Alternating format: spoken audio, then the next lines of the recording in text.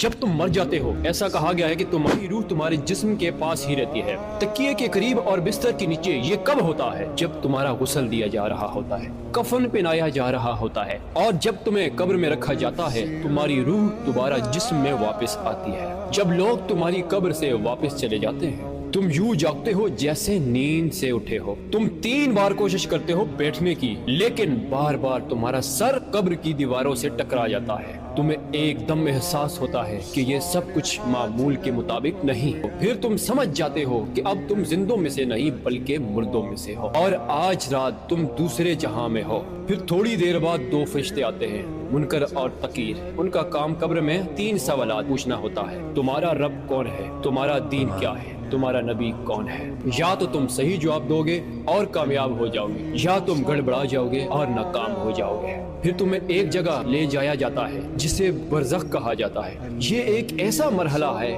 جہاں 2 دروازے ہوتے ہیں، ایک دروازہ جنت کی طرف، دوسرا دروازہ جہنم کی طرف۔ وہیں تمہیں قیامت کے دن تک انتظار کرو گے۔ پھر حساب و کتاب کے بعد فیصلہ ہوگا تم جنتی ہو یا جہنمی۔ اور کبھی کبھار تمہارے رشتہ دار، دوست، احباب تمہیں قبر پر آ کر یاد کریں گے۔ کہا گیا ہے کہ ایک فرشتہ آئے گا اور تمہیں اطلاع دے گا تمہارے بیٹے نے تمہیں سلام بھیجا، تمہاری ماں، تمہاری بیوی، تمہاری بیٹی آئی ہے۔ تب تمہاری روح قبر کی مٹی کے اوپر آئے گی، ان کی باتیں سنے گی، ان کے قدموں کی آہٹ محسوس کرے گی۔ یاد رکھو میں نے یہ سب پہلے اپنے لیے لکھا پھر تمہارے لیے، تاکہ ہم گناہوں سے توبہ کریں، زندگی کی حقیقت کو پہچانیں۔ یا اللہ ہمارے گناہوں کو معاف فرما۔ کمنٹ میں آمین ضرور لکھیے گا۔ نبی کریم صلی اللہ علیہ وسلم نے فرمایا میری طرف سے ایک آیت بھی ہو لوگوں تک پہنچاؤ، بس اگر تم تک یہ بات پہنچی ہے تو کسی اور تک بھی پہنچا دینا۔ جزاک اللہ۔